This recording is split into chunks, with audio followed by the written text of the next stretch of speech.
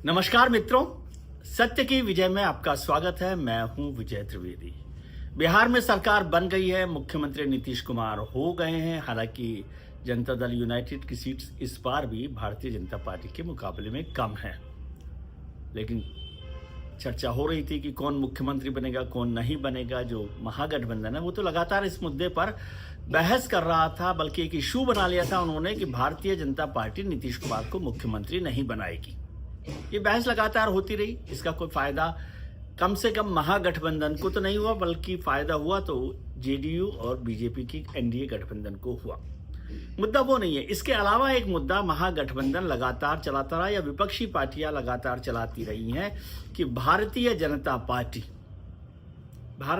Party जिस भी party के साथ रहती है या कोalition पार्टनर बनाती है तो उसका नुकसान उसको उठाना पड़ता है। भारतीय जनता पार्टी के जो कोalition पार्टनर होते हैं, जो दूसरी पार्टियां होती हैं, उन्हें उसका नुकसान उठाना पड़ता है और वो खत्म होने लगती हैं।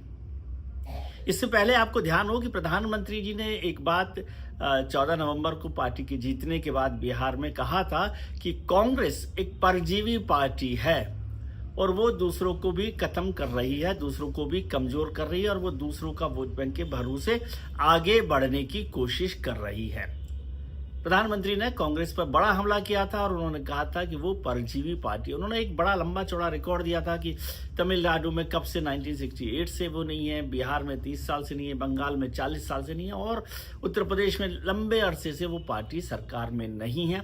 और लगातार उसका जनाधार कम हो रहा है, वोट बैंक कम हो रहा है, राज्य सिकुड़ रहे हैं। आज कर्नाटक में, हिमाचल में, तेलंगाना में उसकी सरकारें केवल 3 राज्यों में बनी हुई है, जबकि एक जमाना था कि उसके पास 25 राज्यों में, 20 से ज़्यादा राज्यों में सरकारें हुआ करती थी, केंद्र में सरकार होती थी।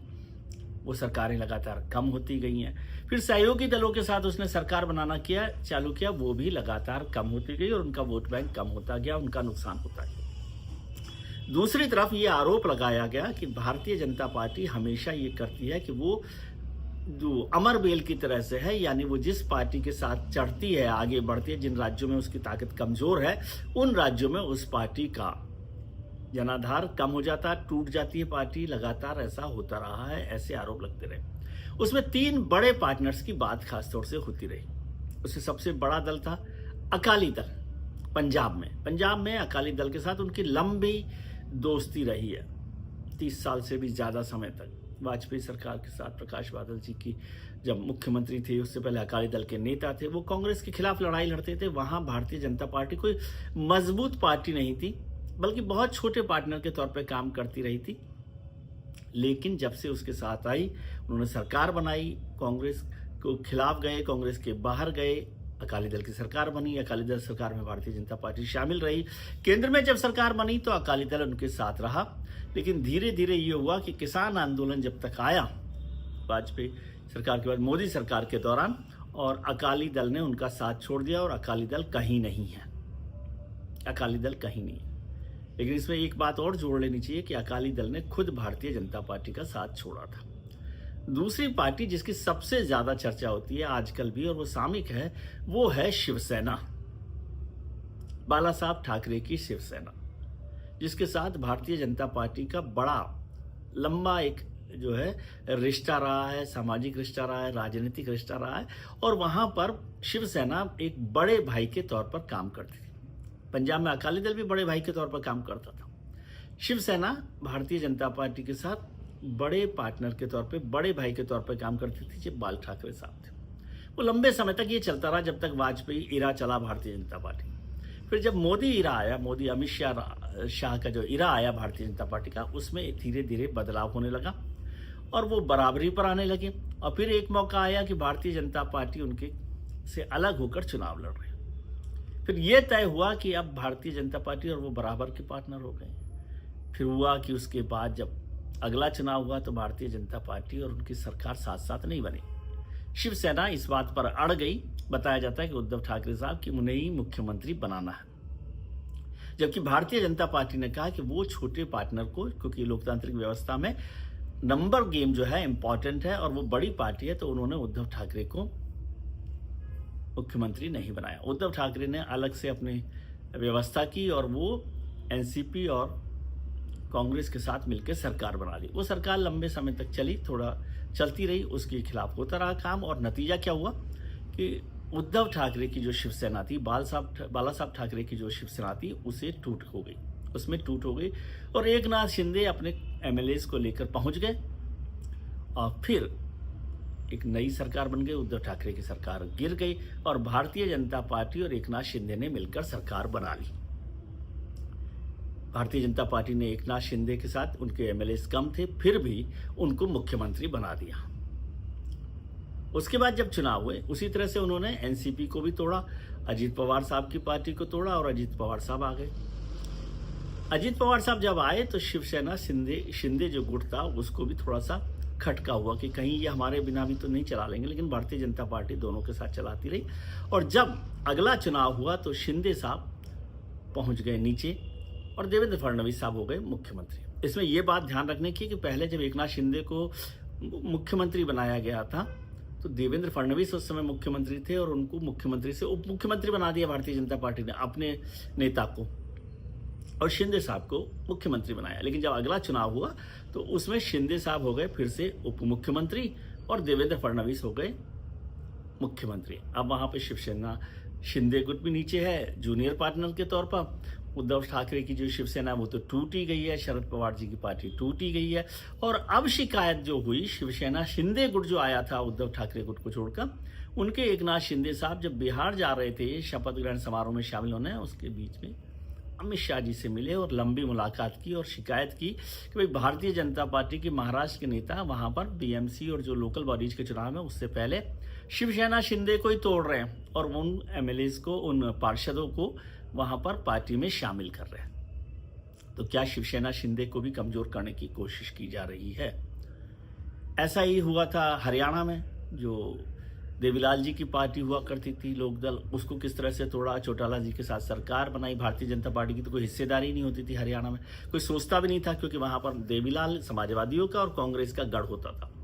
और उन्होंने पहले चौटाला सरकार के साथ, चौटाला की पार्टी के साथ भारतीय जनता पार्टी ने रिश्ता बनाया, दोस्ती की, और फिर वो पार्टी कहाँ है आजकल पता नहीं। अब भारतीय जनता पार्टी की सरकार वहां पर लगातार चल रही है तीसरी बार। तो लोग कहते हैं देखिए उस पार्टी को भी खत्म कर दिया। अब आती है बात बिहार की, और भी यहाँ छोटी पार्टी है लेकिन उनको छोड़ते हैं। बात आती है बिहार की। बिहार में कहा गया कि नीतीश कुमार से बड़ा कोई नेता हो नहीं सकता। भारतीय जनता पार्टी की मजबूरी है। पिछली बार उनसे आधी सीटें करीब करीब हो गई थी, 74 सीटें थी भारतीय जनता पार्टी की, 43 सीटें थी नीतीश कुमार जी की। उसके बाद भी उन्हें मुख्यमंत्री बनाया गया, लेकिन वहां पर वो बड़े पार्टनर के तौर पर, बड़े भाई के तौर पर ही भूमिका में रहे। जो टिकट मिलते थे उसमें भी नीतीश कुमार जी को ज़्यादा टिकट मिलते थे, जनता दल यूनाइटेड को सीटें जो है वो ज़्यादा मिलती थी। मुख्यमंत्री भी हो रहे, 20 साल से मुख्यमंत्री हैं वहाँ पर। 3-4 साल अगर छोड़ दिया जाए, जिसमें रामानंद आरजेडी जो है उनके साथ उन्होंने सरकार बनाई और वहाँ चले गए। बाकी ऑलमोस्ट पूरे समय तक नीतीश कुमार को मुख्यमंत्री बनाया। भारतीय जनता पार्टी ने नीतीश कुमार को 2005 में भी तब मुख्यमंत्री बना दिया था, जब उनकी जो पार्टी थी जिसके नेता जॉर्ज फर्नांडिस होते थे, दिग्विजय सिंह उनके साथ होते थे, उनकी नाराजगी के बावजूद भी नीतीश कुमार को मुख्यमंत्री बनाया था। ये अलग बात है कि दिग्विजय सिंह जी नीतीश कुमार के खिलाफ थे। उनकी बेटी है श्रेयसी सिंह, उनको भारतीय जनता पार्टी के कोटे से नीतीश कुमार की सरकार में मंत्री बनाया गया सूचना प्रसारण में। लेकिन सबसे बड़ा बदलाव क्या हुआ जिसको लेकर चिंता हो रही है जनता दल यूनाइटेड में भी। और जनता दल आपको याद है कि जो केंद्र में सरकार है उसको समर्थन दे रही है, और वो सरकार उसके बिना थोड़ा सा खतरे में आ सकती। गिरेगी कि नहीं गिरेगी मैं नहीं कह सकता, लेकिन उसका एक सहारा, एक स्टैंड जनता दल यूनाइटेड है। अब ये चर्चा हो रही थी इन चुनावों में कि नीतीश कुमार जी को मुख्यमंत्री नहीं बनाएगी। अमित शाह जी ने भी कह दिया था कि विधायक दल की बैठक में नेता चुना जाएगा। उनको पार्टी में लग रहा था, पार्टी को उम्मीद थी, पार्टी को संभावना लग रही थी कि शायद नीतीश कुमार जी की पार्टी का नंबर कम होगा, लेकिन नीतीश कुमार जी की पार्टी का नंबर तो डबल हो गया। 43 से वो पहुंच गए 84 पर। तो तय था कि नीतीश कुमार जी को मुख्यमंत्री बनाना है। तो साहब 14 नवंबर को नतीजे आने के बाद नीतीश कुमार जी बन गए मुख्यमंत्री फिर से 10वीं बार। 5वीं विधानसभा में 10वीं बार मुख्यमंत्री बन गए। तो सब लोगों को जवाब मिल गया और उनका देखिए नीतीश कुमार जी की ताकत। लेकिन उसके 2 दिन बाद बीजेपी ने एक और कमाल किया। जो काम बिहार में कभी हुआ ही नहीं। एक बार हुआ शायद, जब रामानंद तिवारी जो सोशलिस्ट लीडर थे उनको गृह मंत्री बनाया गया था। इसके अलावा आमतौर पर मुख्यमंत्री वहाँ पर गृह मंत्री रहते हैं। होम मिनिस्ट्री जो है, होम डिपार्टमेंट जो है उनके पास रहता है। नीतीश कुमार जी के पास भी 20 साल से वो होम डिपार्टमेंट था, लेकिन इस बार ऐसा हुआ कि नीतीश कुमार जी का home department Bharatiya Janata party ने लिया। अगले दिन डिपार्टमेंट्स का बंटवारा हो रहा था और सम्राट चौधरी को होम मिनिस्टर बना दिया गया है। पहले लोग कह रहे थे कि बीजेपी सरकार में नीतीश कुमार को मुख्यमंत्री बनाया गया, और होम मिनिस्ट्री तो सरकार की जान होती है, स्पाइन होती है, उसी से सरकार चलती है, उसी से एडमिनिस्ट्रेशन चलता है, उसी से रुतबा चलता है, उसी से रुआब रहता है। तो भारतीय जनता पार्टी ने सम्राट चौधरी को होम मिनिस्टर बना दिया। सम्राट चौधरी साहब का भी आपको याद होगा, बहुत जमाने तक मुरेठा बांधकर नीतीश कुमार के खिलाफ घूम रहे थे कि नीतीश कुमार को हटाऊंगा तभी मुख्यमंत्री मुरेठा खोलूंगा। वो तो हुआ नहीं, फिर मुरेठा खोलाया वो अयोध्या में जाकर। लेकिन अब नीतीश कुमार से होम मिनिस्ट्री ले ली है और सम्राट चौधरी को होम मिनिस्टर बना दिया गया है। इससे बहुत चर्चा हो रही है कि क्या भारतीय जनता पार्टी ने फाइनली वही किया जो वो अपने सहयोगी दलों के साथ करती है, और जनता दल यूनाइटेड को अब जूनियर पार्टनर बना दिया है, भले ही मुख्यमंत्री नीतीश कुमार हों। ये एक बड़ी चर्चा है। लेकिन भारतीय जनता पार्टी के सहयोगियों की चर्चा इतना करने से ज़्यादा बेहतर है कि कांग्रेस और विपक्षी दलों को अपनी गठबंधन की राजनीति में भारतीय जनता पार्टी से सीखना चाहिए कि वो ज़रूरत पड़ने पर अपने छोटे सहयोगियों के साथ भी काम करती है, और कई बार नहीं भी ज़रूरत हो तब भी उनको साथ लेकर चलती है। जैसे 303 थे तब भी उन्होंने एनडीए के अपने सहयोगी दलों को साथ रखा, और अभी 240 के बाद यहाँ पर भी उपेंद्र कुशवाहा जैसे लोगों को भी और दूसरे जो छोटे छोटे पार्टीज हैं उनको लेकर भी उन्होंने अपने साथ रखा है। एलजेपी को भी अपने साथ रखा है, जीतन राम मांझी को साथ रखा है और मंत्री पद भी दिया है। तो जबकि कांग्रेस जो है बिना किसी वजह के तेजस्वी जी के साथ झगड़ा करती रही, उधर कमलनाथ जी अखिलेश कर रहे थे। हरियाणा में जिस तरह से नुकसान किया था कांग्रेस ने झगड़ा करके आम आदमी पार्टी के साथ, कांग्रेस ने दिल्ली में जैसे नुकसान किया अपना। तो ये सब चीज़ें जो आरोप लगा रहे हैं उनको भारतीय जनता पार्टी से गठबंधन के धर्म को सीखना चाहिए। एक जमाना था कि 96 में भारतीय जनता पार्टी की सरकार 13 दिन इसलिए चली थी कि उनके साथ कोई सहयोगी दल नहीं आ रहा था, और तब लालकृष्ण आडवाणी ने कहा था कि अनटचेबिलिटी हमारे सोशल सिस्टम से तो खत्म हो रही है, लेकिन पॉलिटिकली अनटचेबल अभी हम लोग हैं, उसको ख़त्म करना चाहिए। और उसका दिन है। उसके बाद से 98 में जब वाजपेयी सरकार बनी, बीजेपी की सरकार बनी, तब से आज तक बीजेपी गठबंधन के धर्म के साथ मजबूत होती जा रही है लगातार, और कांग्रेस गठबंधन के धर्म को छोड़कर, अपने सहयोगियों को छोड़कर लगातार कमजोर हो रही है। इन सब पर बात होनी चाहिए।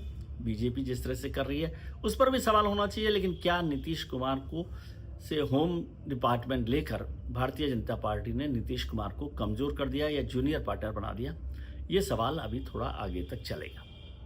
आज के लिए इतना ही। हम उम्मीद करते हैं कि आपके लिए आने वाला कल आज से बेहतर हो। आप अपने मित्रों, परिजनों, रिश्तेदारों के साथ खुश रहिए, मस्त रहिए, व्यस्त रहिए, स्वस्थ रहिए। नमस्कार, प्रणाम, आभार।